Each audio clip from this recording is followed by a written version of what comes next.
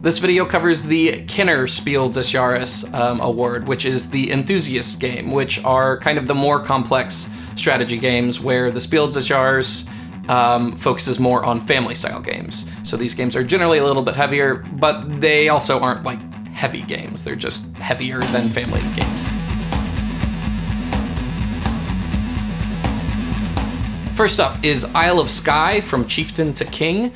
This is a tile-laying game, but that's a total misnomer because people expect the focus of the game, the strategy of the game, to be on placing tiles, and it's actually not. It's a game that has tiles in it, but unlike Carcassonne, which it often gets incorrectly compared to, this is not like a straight-up tile-laying game. It's actually secretly an auction game. But I'll get to that in a second. Let me backtrack and cover. This is designed by Andreas Pelikan and Alexander Pfister. Alexander Pfister had one of the best 2015s in board game designs. He won the Kennerspiel last year with Broom Service. Or, I'm sorry, the Kennerspiel, not Kinderspiel. But he won last year with Broom Service. And it is... he's just had an incredible year, made a bunch of good games. This is, spoiler alert, one of my favorite games to have come out last year.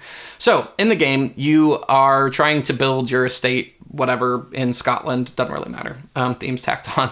But what you do is you have tiles, and you're laying them on your estate, and there are different things in the tiles. And each round, you draw 3 tiles, put them in front of you, and then you're secretly assigning values to those tiles. And this is where the auction comes in, which is great, because it kind of fixes the boring part of auctions, which is the auction itself, and gets right to the meat of it, of the tough decision making. So you assign values secretly to 2 of the tiles, and you throw one of the tiles back in the bag that you could draw later. But when you're assigning values, it's interesting because everyone reveals, and then you go around in turn order, and you have the choice to buy 1 tile from any other player. So when you're assigning values, you want it to be either priced high but not too high if you want to sell it, or you want to price it really high so nobody else can buy it. And as the game evolves, different people are going to be going for different things. So then you get some strategy in there where it's like, I know this person wants to buy this tile. I think they'll pay 5 for it, but it's a little bit risky because if they don't buy the tiles, you buy the tiles and the money just goes to the bank, which is interesting mechanic where if there's a tile you really want, you can almost guarantee that you can buy it by pricing it really high, but then you don't want to price it, so you want to price it just barely over, so it's all the auction stuff that really works really well. It reminds me a lot of Castle Mad King Ludwig that came out last year or 2 years ago. So I absolutely love this game. I think it's a little bit odd that this is up for the Kenner and not the Spiel, because it's, in terms of, there's a lot of complexity and strategy in playing well, but there's not a lot of complexity in playing the game itself, right? So it's a pretty light game. It's on BGG, it's rated as a 2.28, where Imhotep, that's nominated for the Spiel, is rated as a 2.44. Settlers of Catan is a 2.37, so it's lighter than those games according to BGG. And I think it's pretty akin to Settlers of Catan, where you can play the game simply, but to play it well, there's a lot of strategy involved. Given when Settlers of Catan won the Spiel in, I think, 95, the Kennerspiel did not exist, so maybe that would have gotten nominated for that. I don't know. But that being said, I absolutely love Isle of Skye. I think it's a wonderful game, and everybody should play it. And if you say, I don't like tile-laying games, don't let that deter you, because really, it's not about the tile-laying. It's more about the auction, and it is such an elegant, clean auction. I mean, the game, to scale from 2 to 4 players, there's no rule changes. It's like, oh, you just play with 2 players or 3 players, which is so elegant and simple. And it's also an auction game that works really well for 2 players, because when you buy, which is hard, when you buy a tile from someone else, you're giving them not only the money that you pay them for the tile, but they also get back the money that they had assigned to it. So if they had 3 money on it, suddenly they have 6 money, and then they get to buy something from you. So it's this weird thing where it's like, I really want the tile that you have there, but I don't want you to be able to buy any of my tiles, so I'm not going to give you money, or I am, and blah, blah, blah. Really interesting game. I obviously love it a lot. Up next is Time Stories by Manuel Rozoy. Rozoy? Don't know how to say names that are in other languages. Barely know how to say names that are in my language, so who knows. And this is published by Space Cowboys. Time Stories is a really interesting concept for a game. It basically, in it, you are time travelers and you're trying to go back in time and like solve mysteries. And the way you do that is you go through, and there are these cards that get played in front of you. And as you go through, you're spending time to kind of discover different things and solve different mysteries and find the key in the cabinet that you needed to then unlock this door. So it's a mystery game, but you're not going to have enough time your first time through. So then you go back and you have to restart. But now you already know all of the things that you've discovered the first time through. And if you remember them, then you can go through again and again and again. And it usually takes 4 or 5 times to kind of solve the mystery. This is kind of a one-time play game where you know the information, and once you know it, you just know it.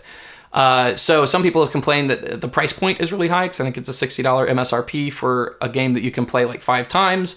It has a bunch of expansions that I'll get to in a minute, but they're also kind of expensive, where they're like $30. So if price is a big thing for you in games, you might not be so interested in this one. I think Time Stories, the thing I love about Time Stories is the idea that they created a set of mechanics that then they let other designers and artists play with, because each expansion is designed by a different designer, so they get to play in this really cool world that they've created. And they also have different art, so you can go from, really cool fantasy art or like zombie art. So I love that they created a game system that there's a lot of experiences to be had within. The game itself gets pretty tedious for me after like the second time through, where I've discovered most of the stuff, and then it's kind of like a paint by numbers thing where I just need to go through these things in order to like solve the mystery at the end. The first time or two through, there's a lot of mysteries that you're uncovering, and it's really cool and evocative as you're discovering stuff. But then it's kind of like I'm just completing a task in order to finish the game. I'm not in love with the game, but I can totally see why it got nominated. It's introducing narrative into board games in a really interesting way that I'm a big fan of. And it's a really innovative game with a cool idea. So that all works for me going like, great nomination choice, not a game that I particularly enjoy playing. All right, and the final game nominated for the Kennerspiel des Jahres this year is Pandemic Legacy Season 1, designed by Matt Leacock and Rob Daviau, produced by Z-Man Games. Pandemic Legacy hit with such an incredibly huge splash. It was all anybody was talking about. It rocketed to the #1 spot on Board Game Geek's rankings, and it is a great game. So basically, if you've played Pandemic, you start out playing Pandemic, then things happen, the board changes, events that I won't talk about because it will spoil things happen and totally change a lot of the way you play the game. You discover new people that have different powers, things like that. This game is revolutionary for the hobby. Risk Legacy introduced the legacy idea into board games, which obviously has taken hold, and I think over the next couple years there's going to be a ton of legacy games coming out. Pandemic Legacy kind of put that as a cooperative game, I think works really well, and also based around a game system that everybody was completely familiar with, which obviously Risk people are familiar with, but I think that's a great strength because most people don't even need to learn the rules. You can just sit down and you go like, oh, so I'm just playing Pandemic, and then slowly a card will come out that changes a rule or these things, and it evolves, but there's very little barrier of entry if you've played Pandemic, which most hobbyist board game people have. I'm a person, I don't particularly like the game Pandemic very much. I think that really it's a solo game that you play with a bunch of people, because to play it optimally, you kind of have to quarterback that game. And I am prone to doing that, and I know that that diminishes other people's enjoyment of the game, but I also don't like sitting there watching somebody make an incorrect choice, so I just don't play Pandemic because of that. Pandemic Legacy fixes that in a really interesting way, because you have characters that you play as that get permanent effects on them based on the decisions you make. So even if something might be optimal for the group, but it's not going to be best for my character, I might not do it. Also, there's a lot of mystery in what will happen, so you don't know necessarily what the best course of action is. It's like, I think this, but somebody else thinks this, and that could be just as good depending on what happens. So I think it's a really good game. It's a really interesting game. I think it's a shoo-in to win this year, because I think Isle of Skye is a totally normal choice for the Spiel. I think that in other years that would be the game that would win it, and I think that it would be deserving of it in other years, but I think Pandemic Legacy has changed our hobby, and I think that the Spiel committee will reward that. and the innovation and all of that stuff and the excitement around it. So I'd be pretty surprised if Pandemic Legacy didn't take this home this year. All right, thanks so much for watching this video. Make sure you check out the other videos of the Spiel nominees that I will link around here that are coming out very quickly if they're not out already. So you can see my breakdown of the Kennerspiel, the Kinderspiel, and the Spiel des Jahres nominees this year. Make sure you follow me on Twitter and Instagram. I'm at Chris Bryan Games. I'd very much appreciate that. And let me know in the comments if you want me to do more videos like this instead of just the board game news. And if so, what kind of videos you would like to see me do, because I'd really like to branch out and start covering more subject matter and stuff like that. Thanks so much for watching. Make sure you subscribe to the channel and check out the news when it comes out on every Wednesday. All right, thanks for watching.